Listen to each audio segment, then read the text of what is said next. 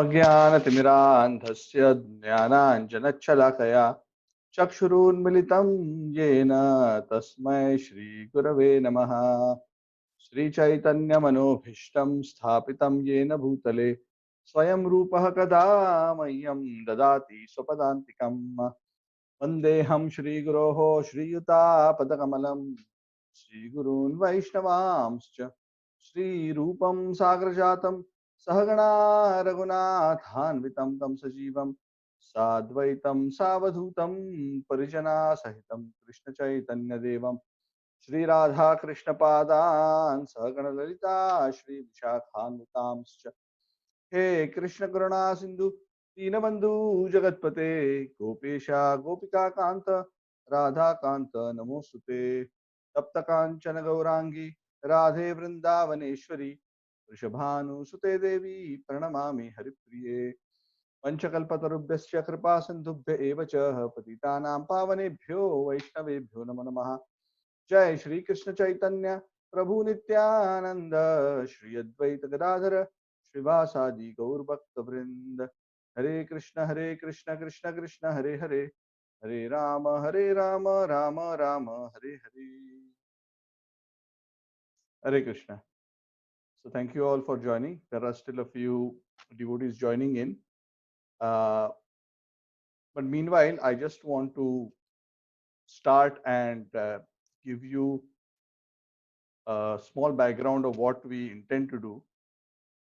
First of all, let me thank all of you. I think most of you here have joined the 19-day Bhagavad Gita Yajna. 18 days we discussed 18 chapters, roughly half an hour each. And then one day we discussed the key teachings in a summarized way. And then we discussed the practical application. So, of course, it's a nice to have an overview at a fast pace, but also the practical reality, because we have been studying and teaching this subject for many years.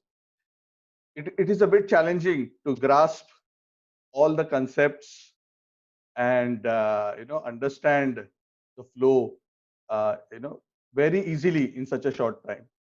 And this is not surprising. This is to be expected, and we had also set that expectation right in the beginning, that this is to give a high level idea and not that everything in detail would be understood. So I spoke to some devotees and I asked for their feedback, and especially those who are very new to this subject. So I was asking my cousin as well, who joined, and she told me that, Kamlesh, many things we could understand, but some things about concepts related to God and the various aspects of divinity were a bit more hard to understand. Which I admit, they are a bit more hard to understand, because it is a bit challenging, and probably also we did not have enough question and answers on this topic as well. So I'm thinking of doing this particular topic as a corollary, or you can call it as an appendix to the course, to discuss a little bit about a very specific topic with respect to the various aspects of divinity as explained in the Bhagavad Gita in a more summarized manner, so that we can take that question a bit more. Because this aspect is very important to understand. Unless we all understand very clearly how the Lord has described himself and his different aspects, of how they are manifest and what is their relationship and how we should relate to those various aspects, it's a bit difficult also to actually practically have a very concrete and substantial faith. And of course, if we do not have a proper understanding and proper faith, to be devoted and surrendered is obviously going to be more challenging. So I thought we will do this as a corollary. In fact, this particular set of slides, we are going to go through a slide deck actually. This particular set of slides I have been already doing in a particular class, and we had already started on this slide deck because we were going through this topic already. But since many of you in this particular group have not been a part of that discussion, I'm going to start that particular slide deck from the beginning. Yeah. So we will go through this. This particular slide deck has around 100 and 8 slides. So we will not be able to complete all of them today. Yeah, so we'll probably take 2 sessions, because this session is slightly longer. This is a regular weekly class, which is 8:30 to 9:30 on Wednesday. So we have up to 9:30, so roughly an hour. Yeah. And also I'm recording this class, so we will try to upload it for your benefit as well. But obviously there's nothing like being live. Then there is more possibility of interaction, and the collective focused consciousness of so many sincere devotees, definitely produces a very beautiful, powerful yajna, which purifies all of us also, as well as the whole world. The Lord Himself says in the Bhagavad Gita, that my devotees like to get together and discuss. Kathantascha mam nityam tushyanti charamanti cha, in the 10th chapter of the Bhagavad Gita. So I'm going to be sharing the slide deck and presenting that to you. So just give me a minute.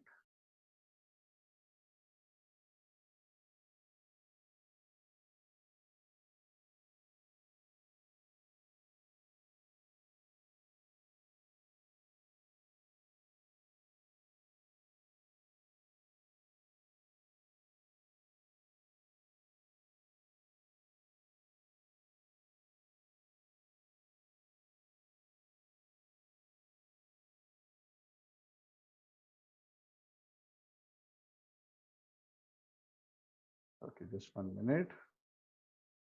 Go into presentation mode. Okay, so I just want to just check with all of you. Are you able to see the PPT screen? Yes. Okay. Yes. Okay. Yes. And are you able to Yes, see me? Prabhuji can. Are you able to see me in a tile? Just Yes. checking. Yes, Prabhuji, yes. Okay, good. Okay, fine. Anyway, seeing me is not important. I just want to understand whether what all you are able to see, because we're still experimenting with One Zoom. God. Okay, Or good. many Okay. gods. Okay. So going back, this is the topic for today. So while the topic is one God or many gods, essentially what we are trying to understand is the various aspects of divinity of the Lord, which are explained in the Gita. So we'll try to summarize them and have a broader understanding.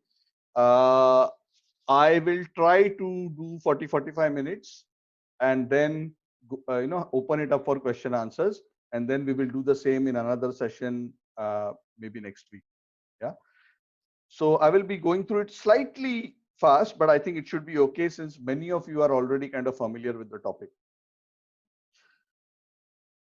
So this is what we intend to cover, and these are all very important understandings.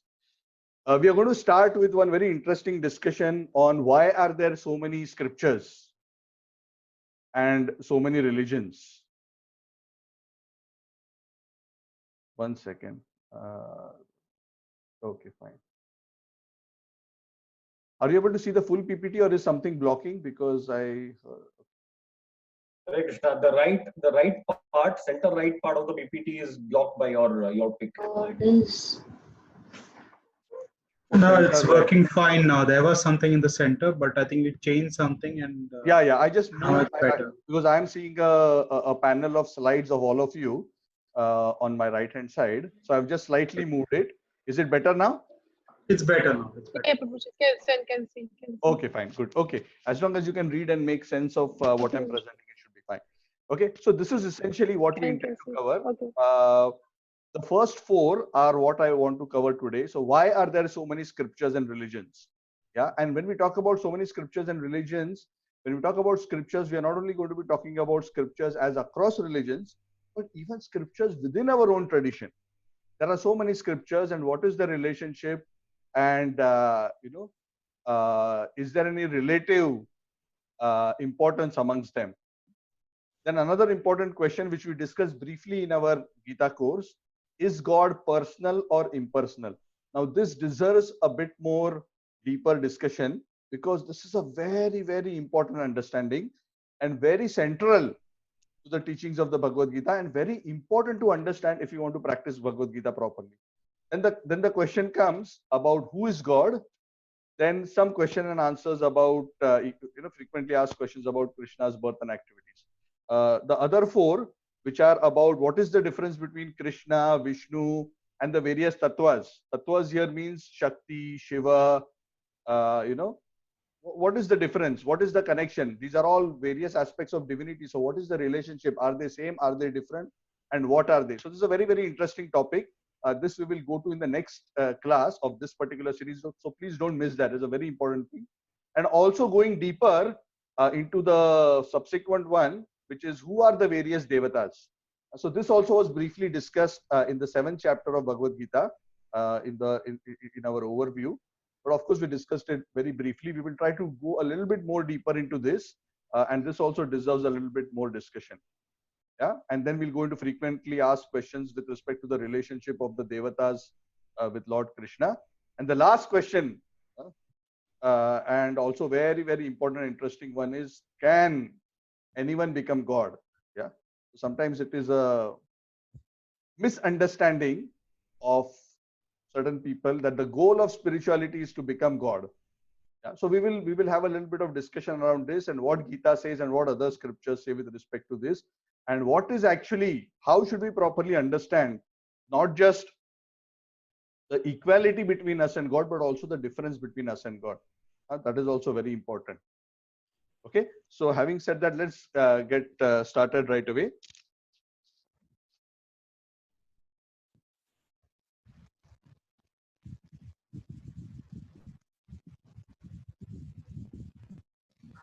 The slides are taking a little longer to respond. Just hold on. Okay. Okay.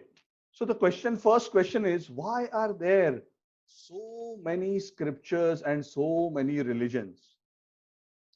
Now, this is a very common question, and it's a very important question because many people feel, and I used to feel like that also, if God is one, and it would have helped so much if we all had only one religion, only one book, only one way of practice, it would have been so much simpler. So we will discuss a little bit about that. So why has God allowed, because obviously it is part of God's plan that there may be so many religions and so many scriptures.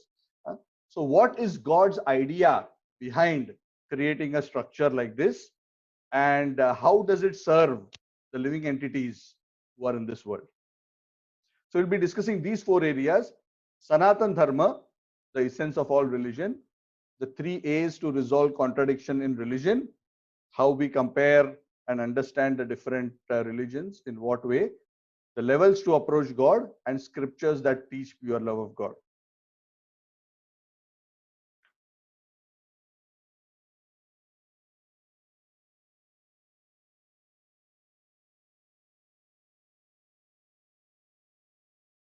Sorry, the slides are responding very slowly. Just bear with me.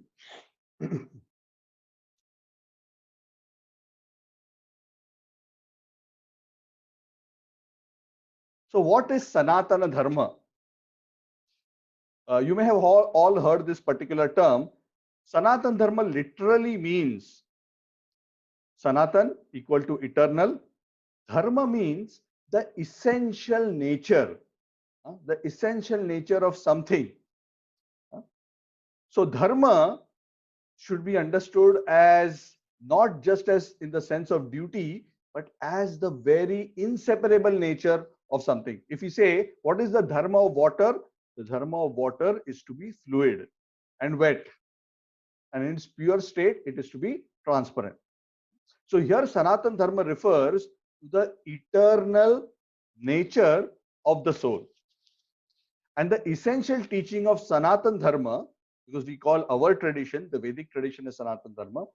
Essential teaching of Sanatan Dharma is that we all have an eternal Sanatan nature, existence, and we have a Sanatan Dharma of relationship with the Lord, and Dharma, and that Dharma is a Dharma or a nature of a loving relationship. That we are all part and parcel of the Lord, and when we understand and live our life based on that understanding, we can actually experience the greatest fulfillment of our existence. That is the culmination or the complete fructification of our spiritual existence, our spiritual consciousness. And the Lord has explained that Mammaivamsho Jiva Loke Jiva Bhuta Sanatana, that eternally the souls are my part and parcels.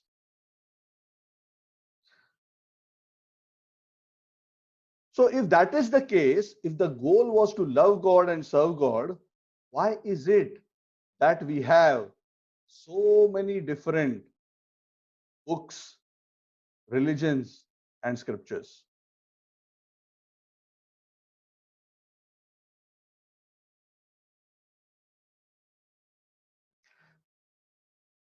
And does any one religion have monopoly over God? So this is a simple slide showing the evolution of various religious systems over time.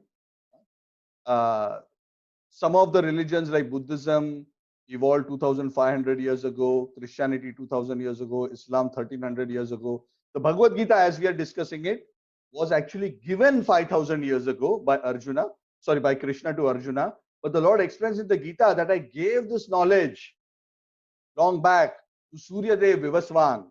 In the 4th chapter, he explains this to Arjun. And he says, and that was the last time I gave it in detail, but the most earliest is at the beginning of creation itself, Arjuna, that I have created. In the 2nd chapter, the Lord explains that with creation, he gives all the knowledge which is required for all living entities to live peacefully in existence, so that they understand the laws of the Lord and so that they can live in harmony with the laws of the Lord. So then if we go by that definition, Sanatan Dharma works out to be 13.8 billion years. We'll not go into the mathematics of how that is calculated because we do not have time for that discussion. But this is the time calculation from the beginning of this creation. So why are there so many various systems? So there are 3 A's which are very important when the Lord gives any religious system. We should understand either the Lord or his representative. The representative can be a saint, can be a prophet, can be a Messiah from any tradition. When they appear and give a particular message, there are 3 important considerations. The 3 A's are the ability to digest. The digest means not food digestion.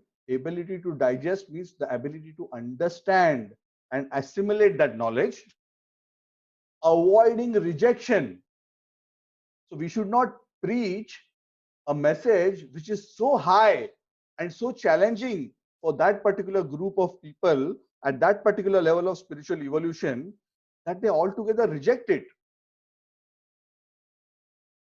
Like when we were talking about certain aspects of yoga, even Arjuna at a particular point, even though Arjuna is so evolved, when he heard certain aspects of dhyana yoga, Arjuna himself told Krishna, Krishna, this is very difficult. I don't know how I'm going to be able to do this. And the Lord said, yes, it's difficult, but anyway, I'm not recommending this for you because there are easier ways to attain me. So whenever a teacher teaches, he has to consider what the audience can accept and practice.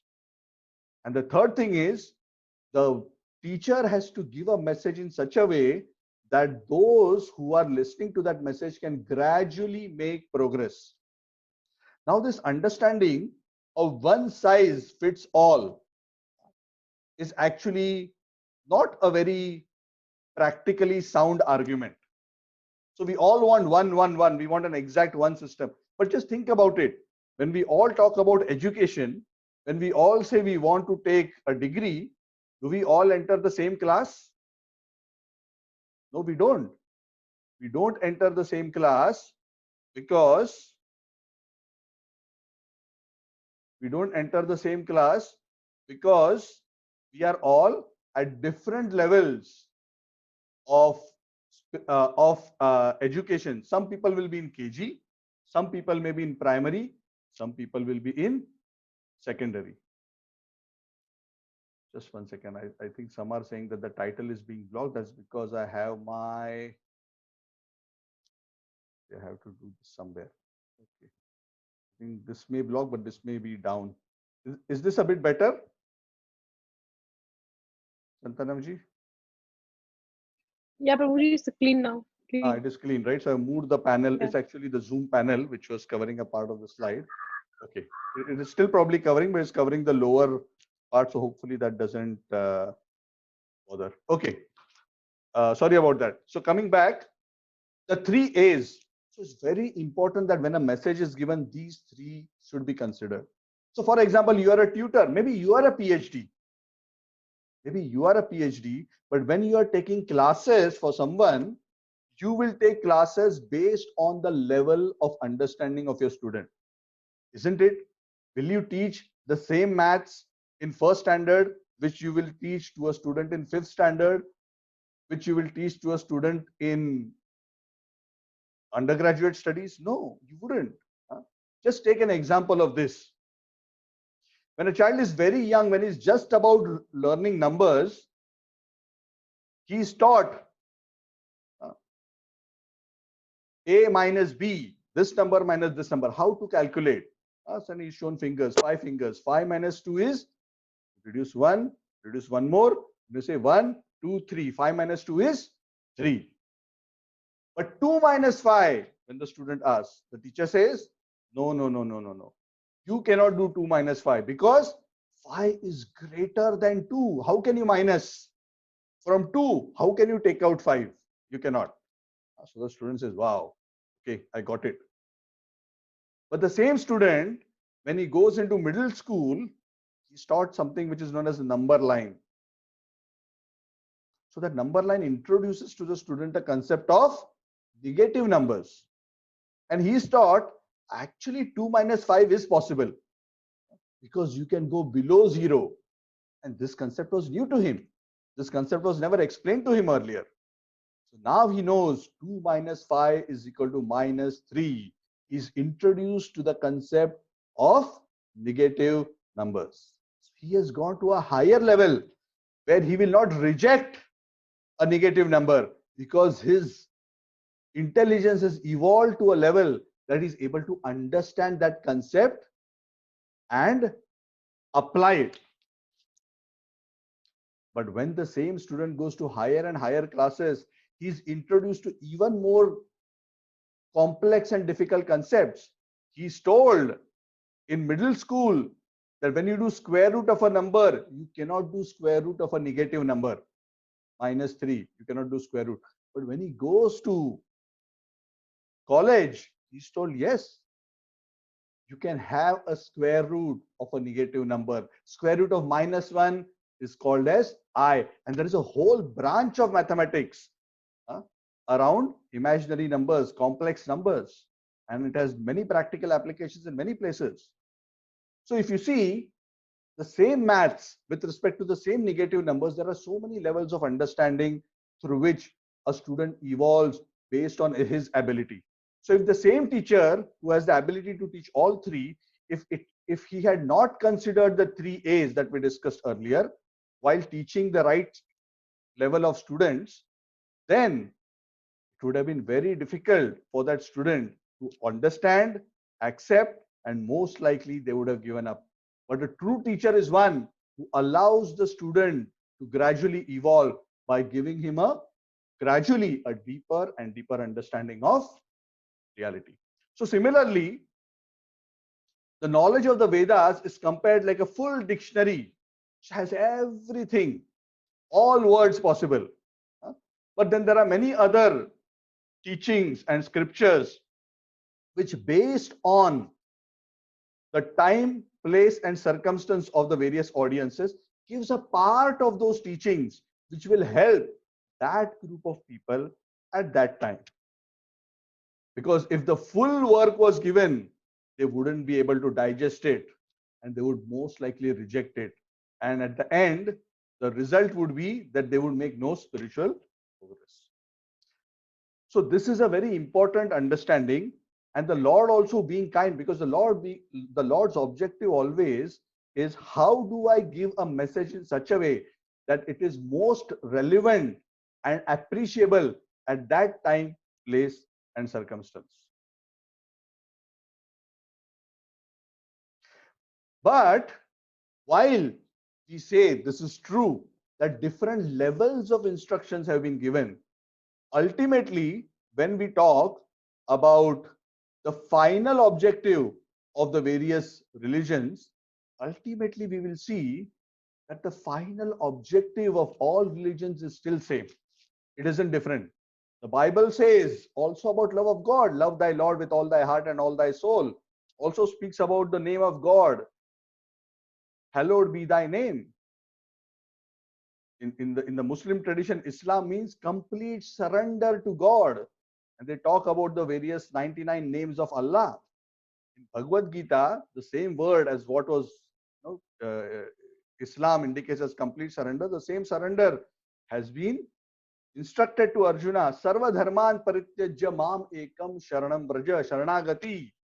Sharanagati is complete surrender. And that is the teaching of Sanatan Dharma. So the important understanding here is, while different religions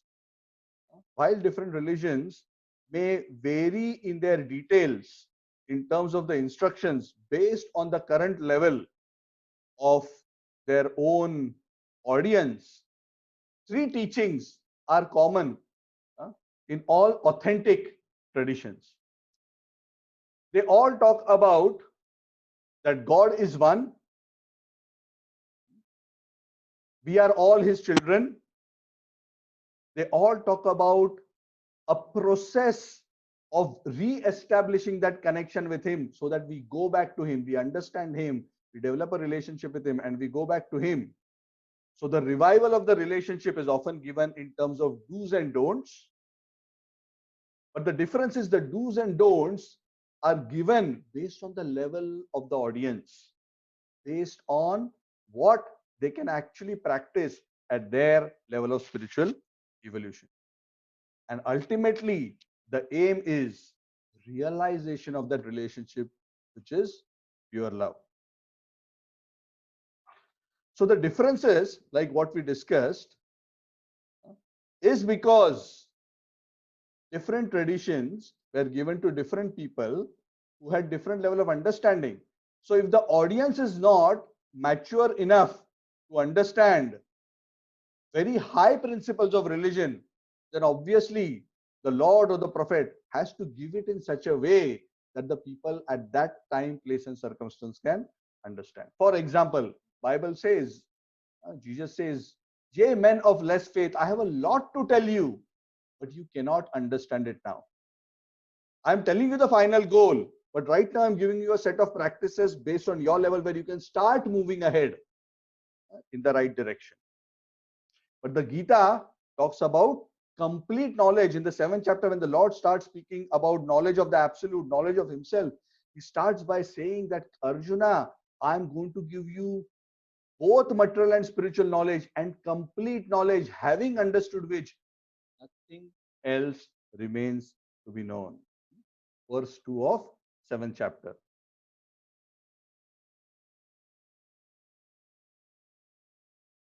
Yeah. So we already discussed this particular point. The concept of pocket dictionary, which are various time planes circumstances where various specific instructions are given by the Lord or his prophet to help people at their level to make some tangible progress towards the ultimate goal of realizing of the Lord. Whereas Sanatan Dharma is like a full dictionary which has the entire spectrum of instructions for all people to make progress all the way up to the final destination.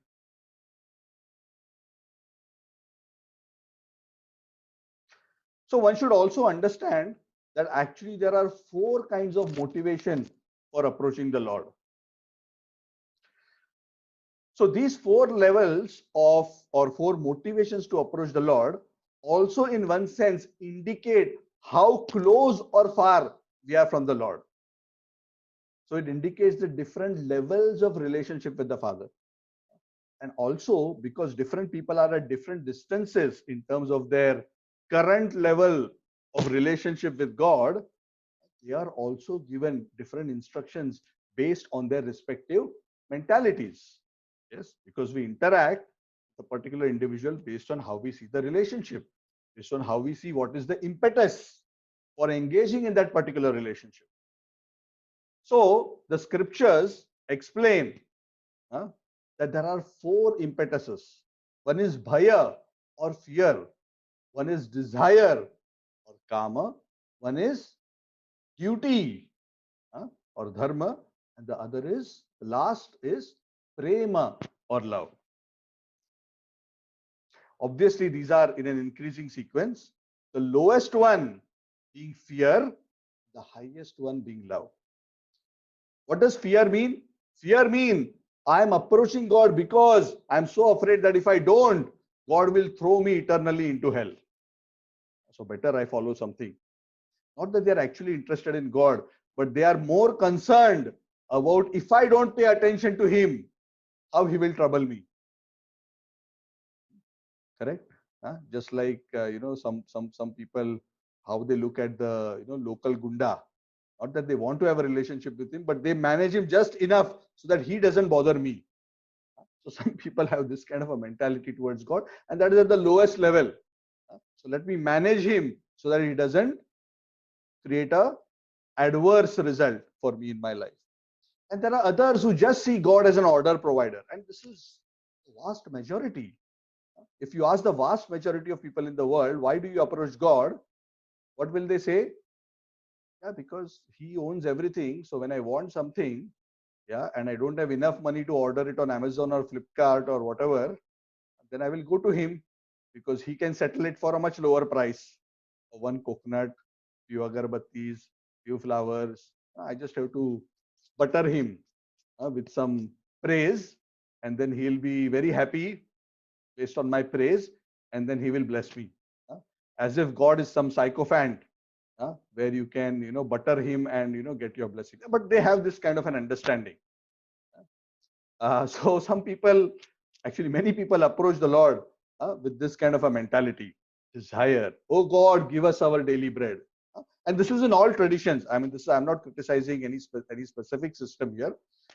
Even within the Vedic system, all these four levels exist.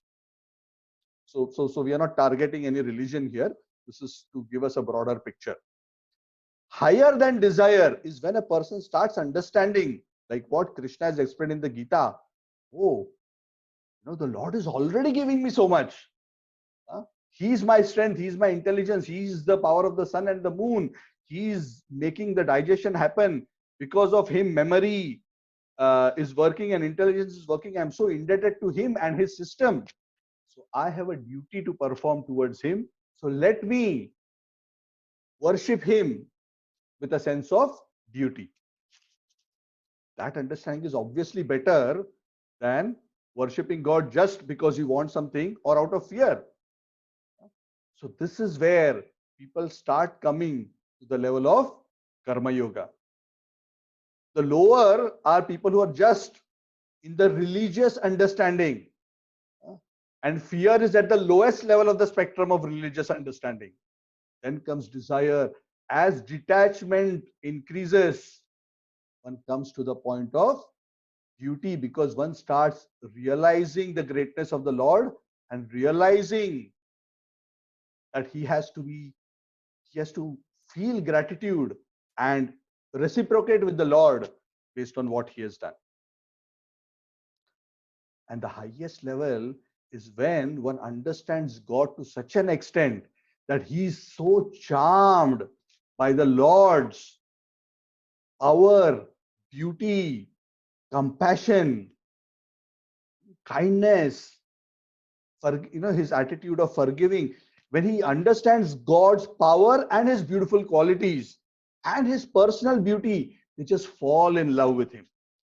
And if you remember, throughout our Bhagavad Gita course, we have been discussing this, how the Lord says, when you come to the point of properly understanding me, you cannot but fall in love with me.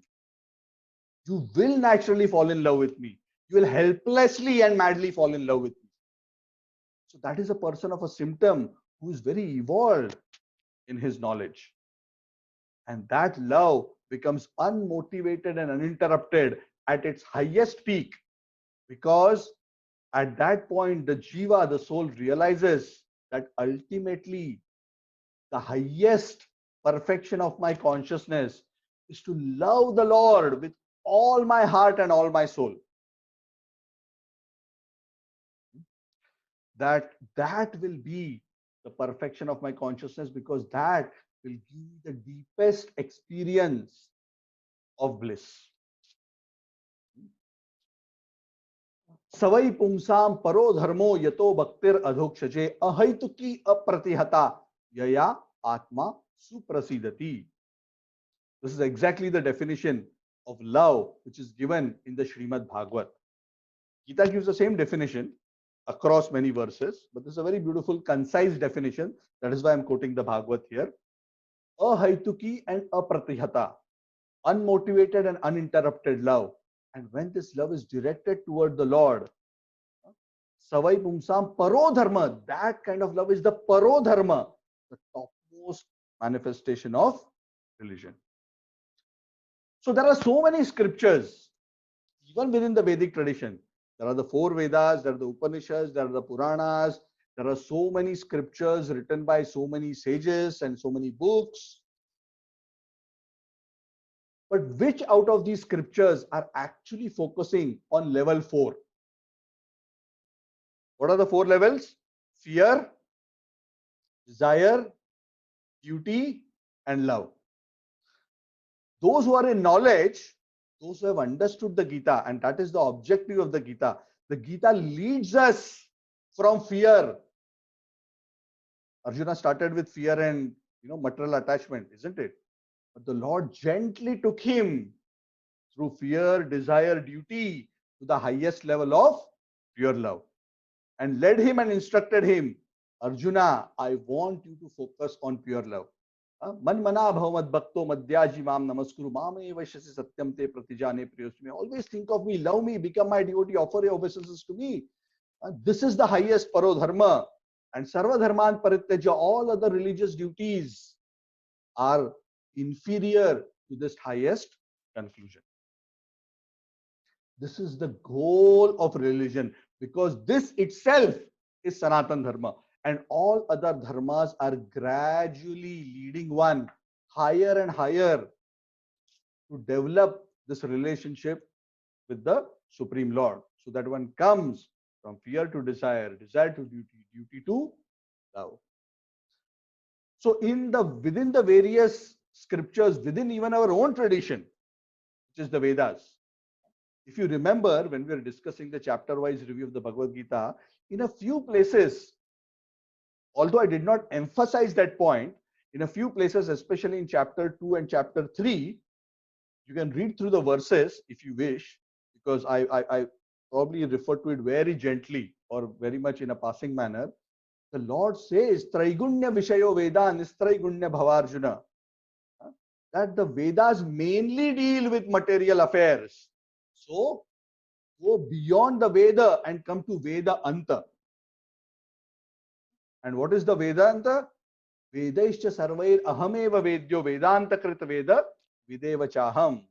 Ultimately, Veda should lead you gradually, as any other spiritual tradition, higher and higher in that rung, and ultimately come to Vedanta, which begins with understanding your relationship and ends with developing that relationship in full. Developing a relationship of your love with the Lord. So there are 2 scriptures in our tradition which focus exclusively on pure love. Others are at different levels of rungs in that ladder. And they may hint here and there about the topmost destination, but they're not focused. They're not focused books which give a very clear path or elaborate on it. So the Bhagavad Gita very clearly establishes the highest goal and also gives at a high level key instructions on how to develop it. But where the Bhagavad Gita ends, the Srimad Bhagavat begins. And this is mentioned across in many scriptures as well, and we'll discuss that in detail in another class. That the Srimad Bhagavad is that book which gives a detailed process of developing that love. Bhagavad Gita gives that process in a sutra form by giving specific high-level instructions and directions, but the Bhagavad gives that process in great detail. Bhagavad Gita is 700 shlokas, the Bhagavad is 18,000 shlokas focused on pure love. It gives examples of the Lord's various incarnations, Krishna's Leela, Ramchandra's Leela, and so many other incarnations, Narsinga's Leela, and the life and pastimes of the various great devotees who went through this journey. Fear, desire, duty, love, how they gradually traverse that path, how they reach that ultimate destination and develop pure love. Their instructions, their life's examples, very inspirational. So that is why amongst all the scriptures that are offered in the Vedic tradition, these two scriptures are especially important. Yeah. And that is why, like what I mentioned on Saturday, every Saturday we discuss the Srimad Bhagavad. So I have been publishing some of the invites, the Zoom invites on our WhatsApp groups. So we are doing this class on Saturday. If you haven't received the invite, you reach out to me or one of the students later, and we will share with you. We'll be having later in the evening around this time, but I'll let you know the exact time. So that is Srimad Bhagavad. So no other tradition gives this knowledge in as much detail as the Gita and the Bhagavad. While many other traditions and religions hint in the same direction and speak about the same goal, if you want a detailed analysis and a detailed description, then the timeless Vedic scriptures of Gita and the Bhagavad are the best reference point. Okay, so I hope this point is clear. So this is a very important understanding, and that is why in Kali Yuga, even Adi Shankaracharya says, Gita Sugita Kartavya Kim Manya Shastra Vistarehi Ya Swayam Padmanabhasya Mukha Padmad Vinishrita. Just study and understand this Gita, because based on the understanding of the Gita, everything else automatically will become understood, because Gita is coming directly from the mouth of the Lord himself. So that is enough. Of course, the Bhagavad is just elaborating on the conclusion of the Gita. So it is not in any way different in its purpose. Okay. So we have actually only completed part 1. Interesting. Okay. Let's see how we do. But I think this understanding is very important. Okay. Okay. It is 9. I think we'll only be able to complete the second point, which is God personal or impersonal? Let's get into that. So this is also a very age-old question, and I'm going to go through this a bit fast because we have discussed this to some extent in the Gita course. Is God ultimately a person, or is he not a person? So let me state the conclusion first, because many of you have attended the course. So the conclusion of the Gita very clearly is, while God has both a personal aspect and an impersonal aspect, God's personal aspect is considered the final word or the topmost aspect of his. Now, many people struggle with this understanding, because how can form be higher than formless? Because many people have this understanding that from the formless comes the form. But actually in the Gita, the Lord has actually refuted this argument. He has said that avyaktam vyaktimapannam manyante mam abuddhayah. Those who are not spiritually intelligent, they apply a wrong material logic to argue that I am originally formless and I have taken this form and come down. But they do not understand the true nature of my spiritual form as being limitless, unlike a typical material form. So let's go through a few arguments on this particular point. Then that will be a bit helpful for you. We'll try to go through this quickly. So just to give you an understanding, difference between form and formless. Form is the sun, it's a ball of fire, so to say. And the formless aspect of the Lord is like sunshine. It emanates from the sun and spreads in all directions. But it is formless because sunshine is essentially like a light which is spread in all directions. So if we go through the various scriptures, actually all scriptures in all traditions refer to God's personality and a personal form. Whether it is the Christian scriptures, whether it is the Islamic scriptures, whether it is the Vedic scriptures, all of them hint that God has some form. So definitely nobody, most people do not dispute, most people, some people do, but most people do not dispute that God has a form. But the bigger question is that form the source of the formless, or is it the formless which is the source of the form? So the Gita is very clear on this topic, and there are many, many shlokas. If you want to know what are the specific shlokas we speak about this, I can give you a list separately. If you need, reach out to me. I'll tell you very specifically which are those shlokas where the Lord very, very clearly says. And there are 5, 6 such shlokas and places across different chapters where the Lord very clearly and conclusively says that while he is both personal and impersonal, form is the source of the formless. For example, in the Bhagavad Gita, the Lord says, Brahmano hi pratishtaham. I meaning Krishna, am the source of the impersonal Brahman. And elsewhere, he has rejected, like what we discussed earlier, avyaktam vyaktimapannam, that from the formless, my form has come. In the beginning of the 12th chapter also, the Lord very clearly says that those who are attached to my impersonal understanding, they struggle to make spiritual advancement. But those who worship my spiritual form with love, they make very rapid spiritual advancement.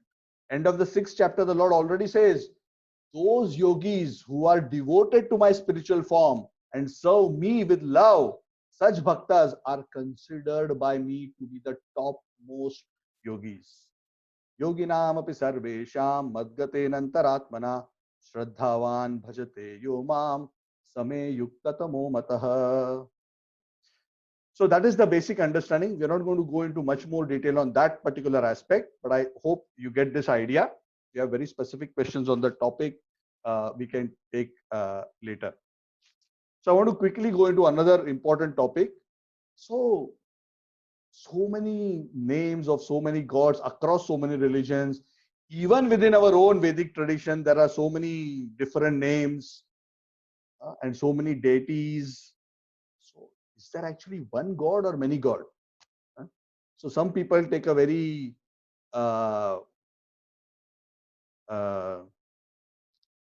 material logical deduction and they say, no, God is one, but from that formless, many forms come. No. The Lord, the Gita and the scriptures do not subscribe to that understanding. But nonetheless, let us first try to ask a more important question. Ultimately, the supreme truth, is there one God or many gods?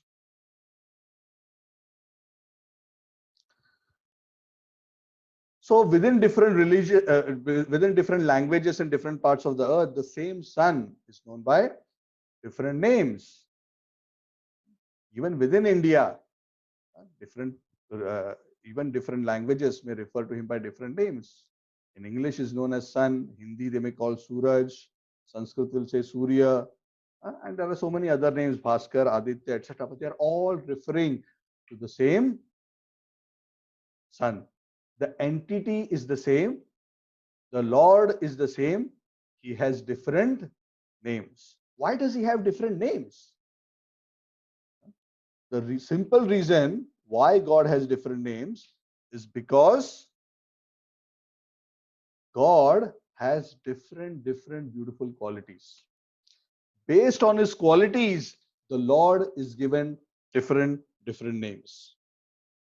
Because he is full of opulences, the Lord is known as Bhagavan, and we'll be discussing about this term. Because he is present in the heart of every living entity, is known as Paramatma. Because he is all powerful, some traditions call him as Allah. Because he is all merciful, in some traditions he is called Jehovah. Because he is the reservoir of pleasure, he is known as Ram. And because he is all attractive, he is known as Krishna. But ultimately, as far as a person is concerned, as far as the final entity that they are referring to, the entity that they are referring to is still the same. Just like the sun is the same and referred to by different names, we already discussed that all religions are essentially talking about the same God and essentially talking about these 5 points. About that we are children of God, we must go back to him in his kingdom. Of course, the understanding of the kingdom may have slightly differences based on the elevation of the people in that particular tradition. And the process of going back to him is given in all traditions as developing love for him with all the heart and soul through the process of surrendering to his will and by chanting his names. Of course, there are various processes, but chanting of his names is especially strongly recommended, and especially in the age of Kali. And if you are asking me where in the Bhagavad Gita the Lord says this, he says, Yajnanam japa yajñosmi, of all yajñas, the topmost is the chanting of my names. And when he describes the great souls, he says, Satatam kirtayanto mam yatantascha vrata. They are always chanting my glories, these devotees. And he's not describing ordinary yogis, he's describing the topmost yogis. So across the scriptures, and this is not just true of our Vedic scriptures, but across other scriptures as well, chanting of the names of the Lord, the Nam Jap, Nam Sankirtan is highly glorified as the easiest way to purify oneself and develop one's relationship with the Lord. So the essence of all traditions is actually the same. And they are all, if properly followed under proper guidance, are going towards the same direction of going back to the Lord so that we can be with him in a spiritual environment which is true to our real spiritual nature. So if God is a person, like what we discussed and the Bhagavad Gita has mentioned, is his form similar to ours?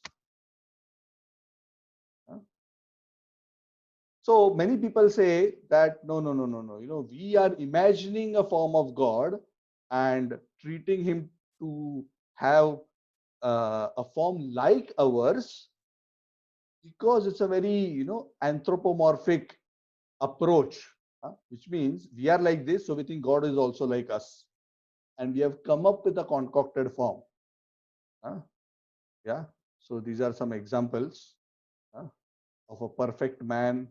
So we think God is the perfect man, or in other ways. So one point is clear, that the Lord is one and he has many names. Sorry, I think that particular point, just give me a minute. Okay, so I think that particular point is not directly mentioned here, but essentially the Lord explains in the scriptures that it is not that we have created an imaginary form of God based on how we look, but rather the Lord has created us as human beings based on his spiritual form. Now, this is a very interesting concept, and many Many individuals struggle to understand this well. So I'm going to repeat this once more. It is not that we have imagined God to be like us, the head, two eyes, nose, ears, mouth, like this, but rather, even though God has many forms, the topmost form of the Lord, in this case, as in the Bhagavad Gita, it is revealed as Lord Sri Krishna, two arms, two legs, form, uh, with two eyes, 2 ears, a nose, a mouth, and so on and so forth. He has made humans who are his topmost creation in his own image, which means they have made us like he has made us as human species like him.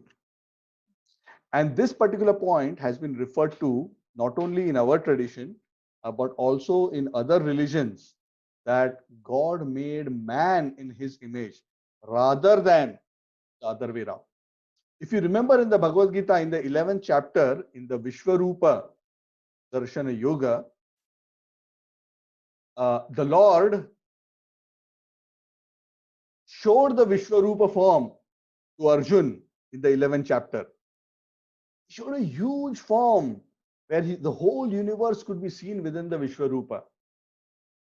And after having shown that form, when Arjun was very disturbed, so that he showed actually a form by which he pervades the whole world, by which he animates and activates and maintains the whole world. Then he showed him his spiritual form. He showed him first the form which had 4 arms, Lord Narayan. And then he showed him a form which is his form of Krishna with 2 arms. And then Krishna says something very interesting in the Bhagavad Gita itself. Says, this form of mine, Arjuna, this 2-armed form in which I'm in front of you, is the topmost. Even the greatest of the devatas are always desiring to see me in this form, not the Vishwarupa, not even the Narayan. Yes, many want to see Narayan, but even more than that, they want to see me in this form, because this is my original full manifestation of divinity. So the Lord has explained this in the Gita. Whatever we are discussing has verses which explain this based on the Gita. So I'm not making any of this up. So if you have specific questions on specific items and you want to know which are the verses of the Gita which actually are the basis of this argument, I will explain it to you, on a need basis. You can reach out to me and I can let you know what are the shlokas. So I think we are already 9:30. We're already just 1 hour done. So I think we should take a pause here, and we will continue with the rest of the discussion in the subsequent classes. I strongly request you, please stay with us. This discussion is very, very interesting and important. And if you understand this, it will go a long way in terms of clearing many, many, many doubts about the nature of divinity, the nature of religion, and it will open up your mind very clearly so that you can see the framework of reality and the process towards the ultimate attainment very, very clearly. Because one thing is very important. Krishna has already says, Vyavasayatmika buddhi. The Gita he says, Vyavasayatmika buddhi ekeha kurunandana bahushaka hi anantascha buddhayo hi avyavasainam. That if you want to be fixed and make rapid progress, you must be very clear in your intelligence. Your understanding must be focused. And for a focused understanding, all your doubts and misgivings must be clear. Otherwise, if your mind is very many branched, I should do a little bit of this. Maybe I should do this. Maybe I should do this. I'm not sure whether this is right or that is right. So what we do eventually, we do a little bit of everything. And when we do a little bit of everything, we don't achieve mastery over anything. Jack of all is master of none. So Krishna's direction with respect to the Gita is very clear. While he gives so many aspects of divinity, his direction to Arjuna is very, very clear. Yeah, and that is the beauty of the Gita, and it shows how a person progresses from the lower stages and comes to that. So the next discussion will discuss the subsequent two topics, at least, if not go to the third one.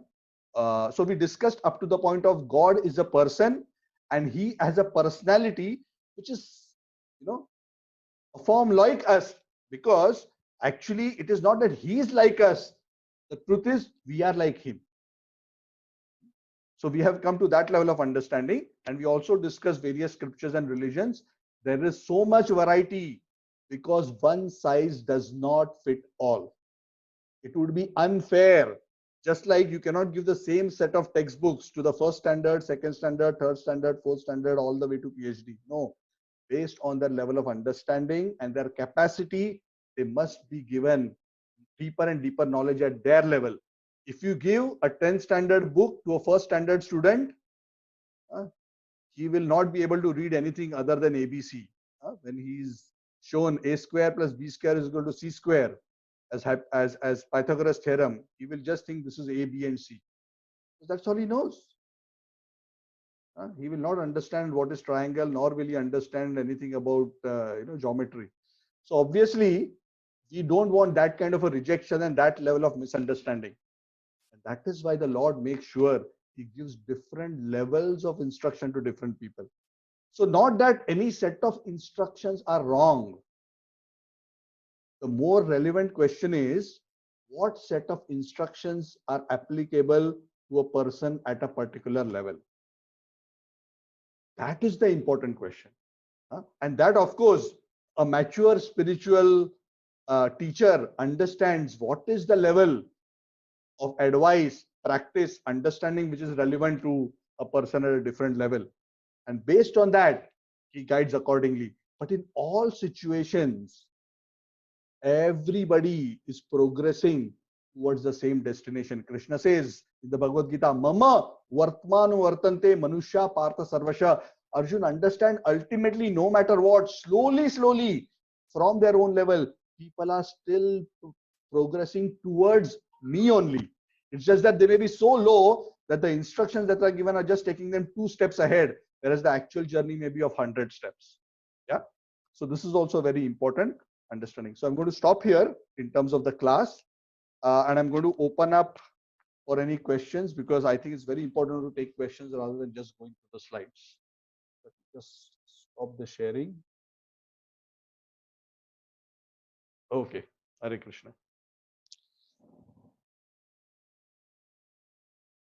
Questions about today's discussion? Yes, Meenalji.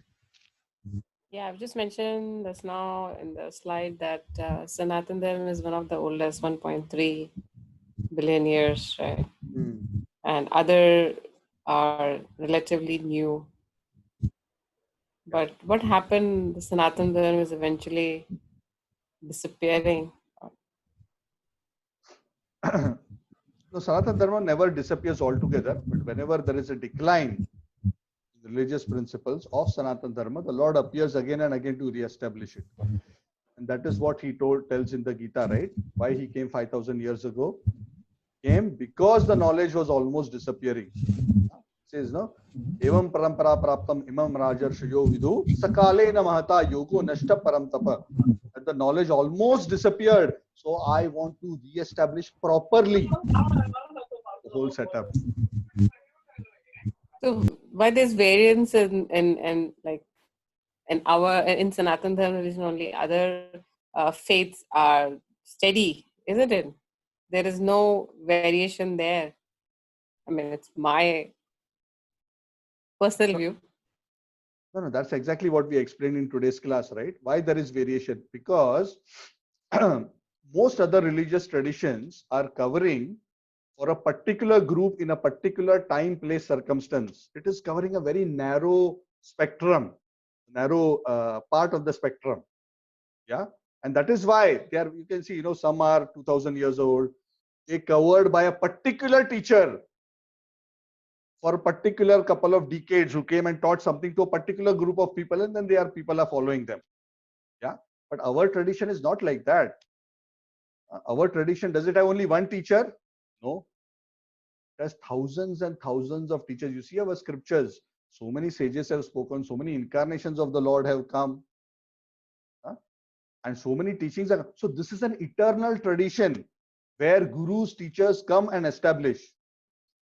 So if you look at it in a broader sense, because see, Sanatan Dharma covers the entire spectrum, even though Sanatan Dharma ultimately aims at the topmost destination of developing love for the Lord, in terms of if you consider all the scriptures, ultimately Sanatan Dharma is giving us, no matter where we are today, it is giving us at our level what should be the understanding and practice that I can put now so that I start working towards my ultimate Sanatan Dharma. And that is why the Vedic tradition is so vast. Yes, Vedic tradition accommodates fear as a motivation. It accommodates desire as a motivation. It accommodates duty as a motivation. It ultimately encourages love as the final motivation. Yeah. So while everybody should be working towards love, Sanatan Dharma still accommodates everybody. It doesn't reject. And that is why in the Gita also the Lord is so kind. He gives so many instructions. If you can't do this, you do this. If you can't do this, you do this. Because he is helping people to come from first standard to second standard, second to third, 10th, 12th, graduate, postgraduate, PhD. So Sanatana Dharma covers the whole spectrum. You're getting that point? So if you look at it in a broader sense, the way the Sanatana Dharma tradition looks at other religions, actually Sanatana Dharma doesn't even look at other religions as other religions. Because that concept of religion doesn't exist in Sanatana Dharma. Because Sanatana Dharma's idea is very clear. We are all moving towards that one final truth. And we want to re-establish our relation towards the truth. For us, all these so-called big religions is another one spiritual teacher. We have hundreds in our tradition who came at a particular time and place and gave a particular set of instructions which were relevant to that group of people at that time to help them to come to a higher level. Because they were stuck at a particular level of spiritual evolution and they needed a set of instructions to evolve from there to a little higher point. You understand that? Okay. Yeah. Yeah. So that's why we say, we say that, yeah, fine. We have no problem. Sanatana Dharma has no problem with Jesus. Sanatana Dharma has no problem with Prophet Muhammad. So yes, very good, because they are also pointing in the same direction. Yeah. They may give slight variation in terms of practice based on where they came. If you're from a desert, if you're from a place where there are camels, then obviously your way of expression, your rituals are obviously going to be affected by the local situations. Why is that a problem? As long as the essence is about surrender. Yes, as long as the essence is about following the laws of God, following His will, glorifying Him, re-establishing a relationship with Him, going towards Him. Yeah. And difference in the external ritual, is not a need, is not a reason for us to dispute over. You get that? And this is not just across religions, even within our own tradition, isn't it? North, the pujari will do the puja differently. In South India, the pujari will do the puja differently. But we don't fight. Do we fight? No. Yeah. Yeah. Okay. And the preachers, in Christianity and Islam, they never claim to be God, right? So Jesus said he's the son of God. Prophet Muhammad said he's the messenger of God. So in that way, Sanatana Dharma is superior because we have the Bhagavad Gita where, Krishna says, I am God. And the other scriptures which point, towards Krishna being God. So in that sense, the superiority of the Sanatana Dharma seems to be well established over the other two religions. Yeah, so right? So Amit, like what we discussed, Sanatana Dharma covers the full spectrum. Even within Sanatana Dharma, there are certain teachings and traditions which are also very similar to Christianity and Islam in the sense that they were done by a particular guru in a particular time and place and people are following them. So that concept is not totally alien. But the beauty of Sanatana Dharma is it covers the full spectrum, and that is why it goes all the way to the topmost part of the spectrum, where we are not just talking about saints, we are talking about where the Lord is personally coming and displaying His highest pastimes. Exactly. And that is Krishna, and that is our great fortune. And it is not that, and we'll discuss this in subsequent classes, it is not that, this is not available to other traditions. The problem is other traditions tend to think of themselves as separate from us. Us in the sense, the broader Sanatan Dharma tradition. But we are all inclusive. We see everybody, no problem. We have no problem. Yeah. So that is why when originally when Christians came to India, we didn't have a problem. When the Muslims came, it is said the first mosque outside Arabia was in India, in Kerala. By nature, the Sanatan Dharma thinkers, do not have a problem with a slightly different way of worship. As long as you're talking about the supreme truth, as long as you're talking about developing a relationship with him, if you have a different set of rituals, a slightly different way of expressing your, faith and surrender and your austerities, as long as the principles of tapa, yajna, satya, daya, all these things are properly manifest according to their level, you don't have a problem with that. But the problem comes when one tradition, which is for a particular group of people, they think that we are the one and everything who doesn't agree with us is wrong. So when a first standard student starts disputing with a fifth standard student saying, no, my teacher told me 2 minus 5 is not possible. You are stupid. Your teacher is stupid because she says 2 minus 5 is minus 3. This is nonsense. This is wrong and you will go to hell. Of course, you are not taught that because you are not able to understand. But you have to grow up even in spiritual evolution. And when you come to higher level of understandings, you can appreciate that. And that is why Upanishads are Ved Anta. They are the end of Vedas, because the end of Vedas is this deeper spiritual understanding. And the summary of the Vedanta is Bhagavad Gita. So just imagine at what level Bhagavad Gita is. Yeah. Got that. Then I have one more question. Of course, we have so many scriptures, and if we compare it to other faiths, they just have one book. But that one book is being, I don't know, it's forced, or everybody refers to that book. Christian refers to Bible. They must, even kids, and for Muslims they refer to Quran. But if you talk about Sanatan Dharma or Hindus, Gita is not something they must study. And I have, like, when I request my friend circle or families to refer to Gita, oh, mujhe aati hai Gita. I mean, it's like Gita, they know this yada yada dharmasya, and they know the whole of the Gita. But it's not there in us. Karmanyevadikaraste, and they know. Yes, but they yes, also have a wrong understanding of even Karmanyevadikaraste. They think Karmanyevadikaraste means I should work hard and earn money. Exactly, and they are. Everyone seems to be the knower of the entire Gita. Yeah. So the recommendation of all the saints. That is why I'm mentioning that Bhagavad Gita is the essence of Upanishads, and Upanishads are the end of Vedic knowledge. So very naturally, Gita should be the natural conclusion. It is not even practically possible to study all the scriptures. There's not even Gita to understand and properly, understand and follow is not an easy task. So even Shankaracharya ji recommends. In fact, at the end of his glorification of the Gita, there is one verse which he suggests, where he says, because Gita is so concise, 700 shlokas, yet so broad. Broad in the sense it still accommodates everybody, right? Bhagavad Gita doesn't cut somebody off. It covers the full spectrum. From the materialistic person to the topmost spiritualist is factored. So Shankaracharya recommends that let there be only one scripture in this world. This is Shankaracharya's word. I am not saying Adi Shankaracharya's word. He is saying Ekam Shastram Devaki Putra Gitam. Eko Deva Devaki Putra Evo. Eka Mantras Tasya Namani Yani Karmacha Ekam Tasya Devasya Seva. He says 4 things, very beautiful. He says, let there be only one scripture. What is the need for so many scriptures? Let that be Bhagavad Gita. Let there be only one mantra, the chanting of the Lord's holy names. Hare Krishna, Krishna Krishna, Hare Hare, Hare Rama, Rama Rama, Hare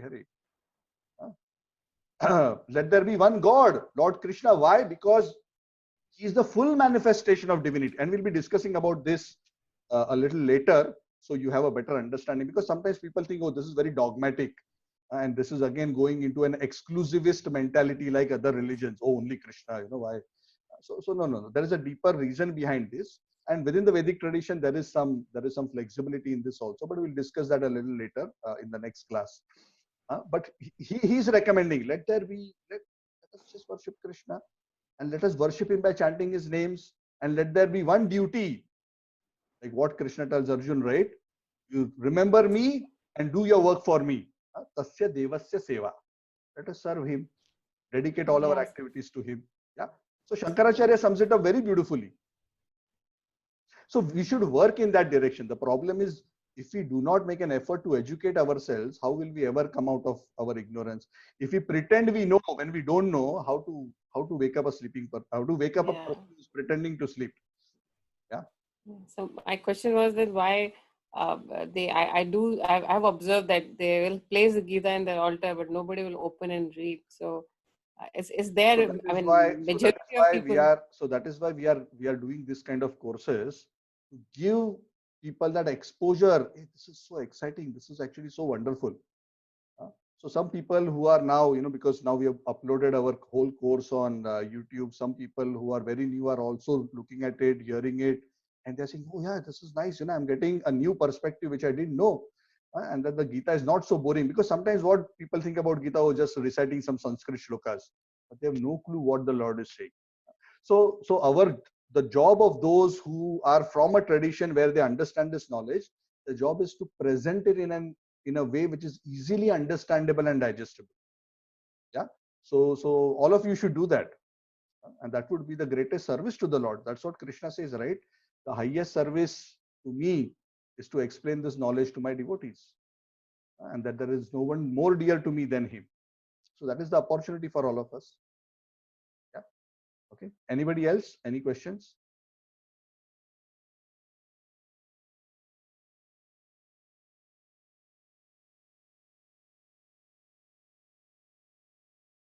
Hare Krishna Prabhuji, I have one question. Yes, Santaram. So does it mean the other religion people have to take birth in Sanatana Dharma, then only they can attain perfection, attain the... Actually, it is not so much what your designation is, what your what your birth certificate says, or what your passport says, and all these things. See, ultimately, what is spiritual perfection about? Spiritual perfection is when you have full, complete knowledge of the absolute truth, and you develop love for him, you attain him. It's very simple. It doesn't matter whether you are Hindu, Muslim, Christian, anything. So it is not about where you are born. It is about whether you have developed a proper understanding. And that anybody can develop if he gets the right level of guidance. Of course, in Sanatana Dharma, because the subject is explained in so much detail, the form of the Lord is explained in so much detail, the process is explained in so much detail. In that sense, we can say that we have that advantage. But if others get that proper help, then they can also make significant progress. So let us focus on the knowledge rather than the designation. That is what is important.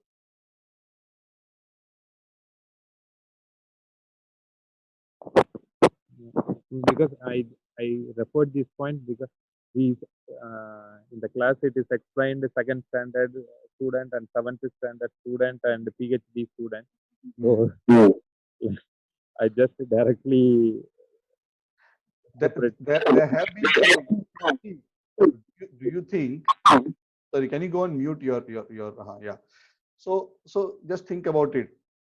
Is it that, do you think Jesus Christ didn't know about the highest truth? I'm just giving an example. So he says that I know so much more, but I cannot explain to you because you're not ready. So the nature of the Lord is, when a devotee, doesn't matter from which tradition he is, if he's sincere, when he comes to the right level of progress, if he's lacking in knowledge or guidance, the Lord will arrange through the right channel to give him that knowledge and guidance so that he can move higher. So let us not worry too much about designation. We are fortunate to get the full explanation. Yeah. So let us use that and evolve ourselves. and there are people from all over who get the right guidance. That is God's department. That is His worry. How to ensure everybody's brought up to the topmost destination. But like what I mentioned, ultimately, if one wants to achieve within the realm the topmost realization, then obviously the topmost knowledge is needed. Okay. Thank you, Prabhuji. Hare Krishna. Okay.